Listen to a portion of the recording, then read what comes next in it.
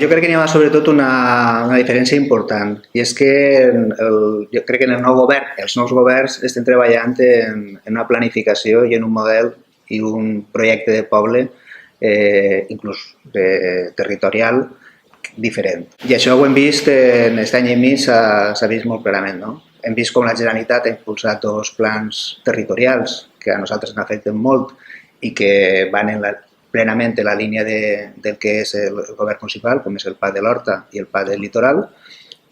Hem vist com en educació, per part de la Generalitat s'ha apostat per projectes com xarxa llibres, o ara per enguany que ve en el projecte, per exemple, en potenciar els serveis socials de base dels municipis, i això va conformant que les sinergies, els esforços que fem totes les administracions, al final sí que arriben d'una manera clara a la ciutadania. Fet que abans no passava. Abans en el Partit Popular la Generalitat anava per un costat, la Diputació anava per un altre costat i a nivell municipal també.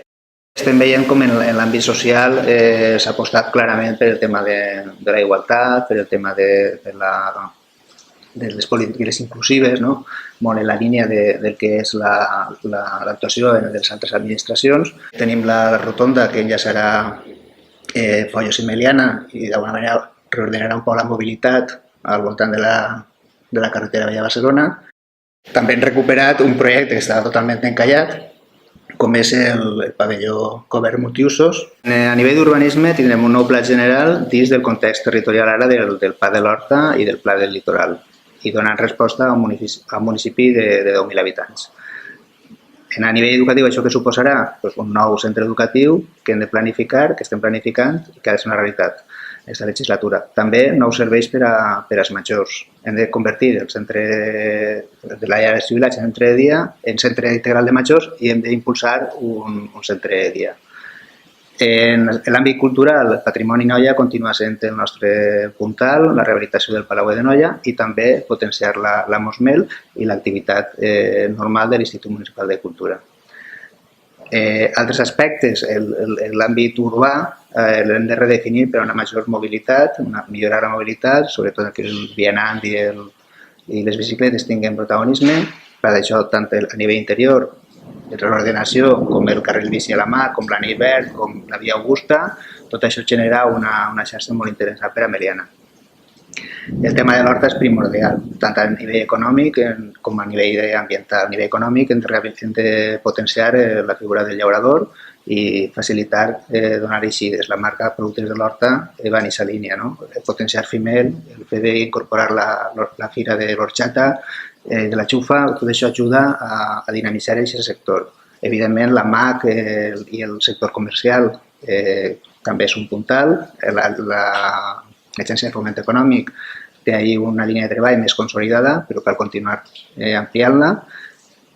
En aquest sentit, el foment de l'ocupació i el foment econòmic passa per potenciar i impulsar de nou l'Agència de Foment Econòmic vinculada a aquesta possible nova oficina de serveis en la que també estem treballant i que genera un espai i unes sinergies molt interessants a nivell educatiu, ja he dit, el nou centre educatiu, però també aquesta nova relació entre els diferents consells escolars, la comunitat educativa i l'Ajuntament, vinculat també al benestar i a la realitat social de Meliana, que hi hagi molta sinergia.